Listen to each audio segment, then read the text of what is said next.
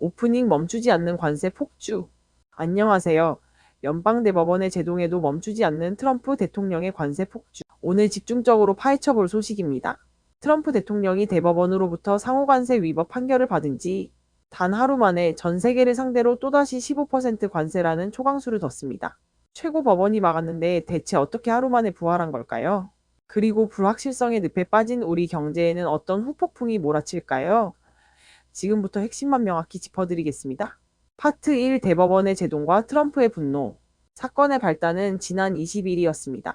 미국 연방대법원은 6대 3으로 트럼프 2기 행정부의 핵심 정책인 상호관세가 위법하다고 판결했습니다. 헌법상 세금과 관세를 매길 권한은 의회에 있는데 트럼프 대통령이 국제비상경제권한법과 EPA를 과도하게 확대 해석해 권한을 남용했다는 겁니다. 이 판결로 당장 우리나라 수입품에 붙던 15%의 상호관세도 무효가 되었습니다. 하지만 트럼프 대통령은 즉각 폭발했습니다. 대법원을 향해 터무니없고 형편없는 극도로 반미적인 결정이라며 원색적인 맹비난을 쏟아냈죠. 그리고 외국들이 미국을 갈취해 왔다는 논리를 내세우며 곧바로 법망을 피해갈 새로운 우회로를 찾아냈습니다. 파트 2 플랜 B 가동, 무역법 122조와 15%의 진실. 대법원 판결 직후 트럼프 대통령이 꺼내든 새로운 카드는 바로 1974년 제정된 무역법 122조입니다. 이 조항은 심각한 무역수지 적자 상황에서 대통령이 최장 150일 동안 최고 15%까지 관세를 부과할 수 있도록 허용하고 있습니다.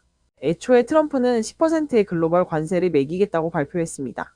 하지만 성에 차지 않았는지 불과 하루 만인 21일 SNS를 통해 법적으로 검증된 허용 최대치인 15%로 즉각 올리겠다며 선언해버렸습니다.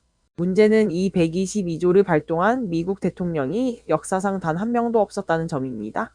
월스트리트 저널과 로이터 통신 등 외신들은 현재 미국의 무역 적자가 이 법을 발동할 만큼 심각한 요건을 충족하는지 논란이 크다고 지적합니다.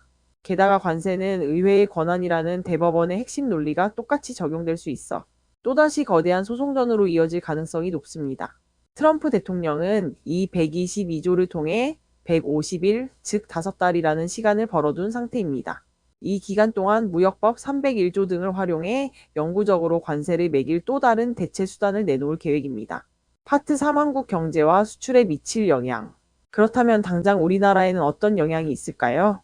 첫째, 관세 폭탄의 조삼모사 기존 15% 상호관세가 위법으로 사라진 것은 다행이지만 트럼프가 무역법 122조로 다시 15% 글로벌 관세를 매겼기 때문에 우리 기업이 체감하는 수출 부담은 사실상 그대로 유지될 확률이 높습니다. 둘째, 주력 품목 관세는 여전 상호관세와 별개로 무역확장법 232조에 의해 매겨진 자동차 15%, 철강 및 알루미늄 50% 등의 개별 품목 관세는 대법원 판결과 무관하게 지금도 굳건히 살아 있습니다.